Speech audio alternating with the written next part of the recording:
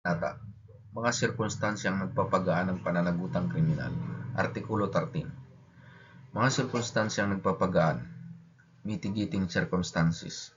Ang mga sumusunod ay mga sirkunstansyang nagpapagaan ng pananagutan.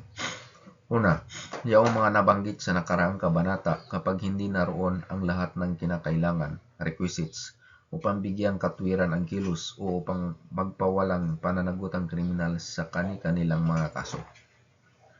Pangalawa, na ang salarin ay wala pang 18 taong gulang o higit o 70 taong gulang sa kaso ng minor de edad, siya ay lilitisin alinsunod sa mga tadhana ng Artikulo 80. Na ang salarin ay walang layuning gumawa ng isang maling kasing bigat ng kanyang nagawa. Pangapat, na may sapat na pag-uudyok, provocation o banta sa panig ng nasaktang partido, offended party, na kaagad na nauna sa kilos. Panglima, na ang kilos ay ginawa para sa kagyat na pagbawi sa dangal, immediate vindication, laban sa isang mabigat na paglapastangan sa mismong gumawa ng pagkakasala, delito, sa kanyang asawa, mga magulang, ninuno, mga anak, inapo, mga lehitimo, natural o inampong mga kapatid o mga kamag-anak sa kasal, apiniti, sa parehong antas.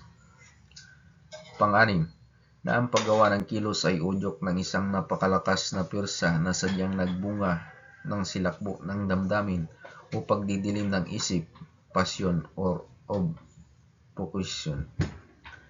Pampito, na ang salarin ay kusang loob na sumuko sa isang taong may otoridad o sa kanyang mga ahente o na kusang loob niyang inamin ang kanyang kasalanan sa harap ng hukuman bago pa man ang paglalahad ng ebidensya ng taga-usig, prosecution. Na ang salarin ay pipi at bingi, bulag o dumaranas ng ilang pisikal na kapansanan na naglilimita sa kanyang kakayahang kumilos, magtanggol o makipag-ugnayan sa kanyang kapwa. Pangsyam, anumang sakit ng salarin na nagpapabawas sa paggamit ng kanyang katinuan at pagpapasya, willpower, ngunit hindi naman lubos na nag-aalis ng kanyang kamalayan sa kanyang mga ginagawa. Pangsampu, at sa panghuli, anumang iba pang sirkunstansyang na may katulad na kalikasan at kahalintulad, analogous ng mga nabanggit sa itaas.